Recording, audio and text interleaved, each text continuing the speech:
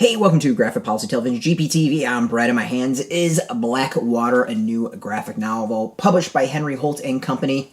It is by Jeannette, Arroyo, and Ren Graham, who both illustrated it and took kind of like turns doing their style as far as illustration. All right, so the story is about a kid named Tony Price, who's a popular high school athlete, track star, sort of delinquent, doesn't get along with his father. Mother seems to be out of the picture. We're not quite sure what's up with her. And then there's Eli, who is a quiet kid, emigrated from Germany, and he has chronic autoimmune disorder. And it is, I want to say hinted at, intimated, I'm pretty sure Eli's trans as well. Not 100% sure, but I'm like 99.99999% because of like one particular scene. I don't know what else it would mean. But the two of them, Eli's the one that kind of gets picked on. One of Tony's friends is a bully who picks on Eli. But there's a friendship that blooms between the two of them. And there's a mystery going on in their town that involves werewolves and ghosts and all sorts of other spooky things.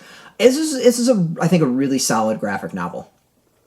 There's some minor things I would nitpick on, just more of like I want to know, but I really like it. I think there's some really solid emotion between Tony and Eli, especially Tony. You feel just kind of the shame, the conflict, just like the rough time he's going through. The other thing I think is really interesting on it is there's absolutely some deeper theme, like deeper, I guess allegory would be the best way of it, like deeper themes and all that, like that someone is far smarter than me that can go into. It's a werewolf story, and the idea of transformation and transforming into something. When the character's trans, like I feel like there's something there. I myself not totally putting that together as to what like that really interesting like theme and dynamic or whatever you want to call it is, but I think it's a really there's definitely something there that someone much smarter than I'm sure can have an amazing essay written regarding that. But overall, like I like it. I really like the art style. The story is really solid, and the friendship between Tony and Eli is really nice as it grows. You really kind of there's solid emotion from it. I think that's where the story really stands out for me, is like the two characters and how they're feeling. Like you feel it as a reader.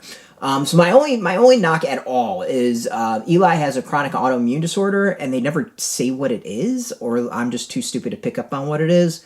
And that's like the only thing. I just wish it was said, and the only reason I wish it was said, not because like we have to know, is because someone out there might have something similar and can relate, and name something I think would be really nice, and to make it even more inclusive or more another way for others to connect, or maybe they kept it generic to do that. Like I don't quite know, but that's about my only thing.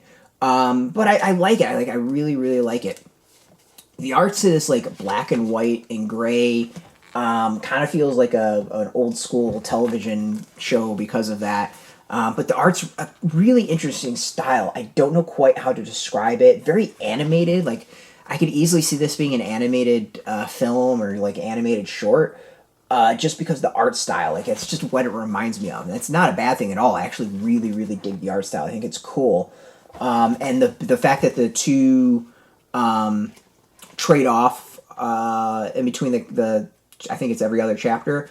Like I didn't really notice anything. So I think that's kind of cool too, that like you've got two people whose styles are fairly close enough that there's like nothing at all noticeable in a negative way. So like I mean just like that panel of Tony walking away, shoulders slightly slumped, kind of like I feel like we can all relate to that, and that's my general thought on the comic is the emotion's there, and I think we can all like connect in that way.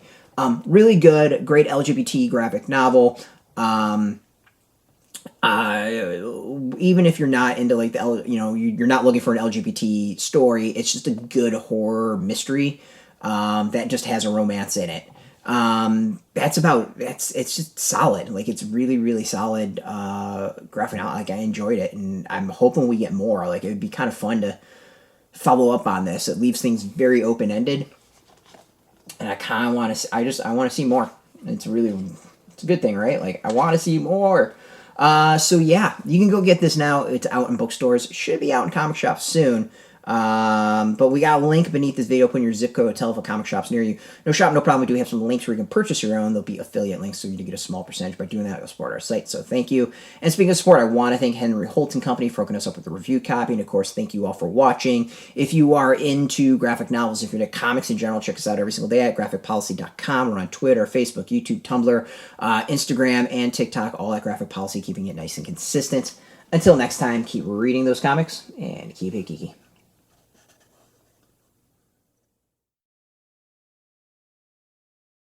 Hey, thanks for watching the previous video from Graphic Policy Television. Just by watching, you help support our site. Thank you so much. Now, if you're watching these videos, you probably care about geeky things like movies, television, comic books, toys, games, video games, you name it. You can go and subscribe right now to our YouTube channel to stay in touch and catch all the new videos, or check out our website at graphicpolicy.com. There's a nice link on this end of the video. But as always, thank you for watching. Keep on rocking and keep it geeky.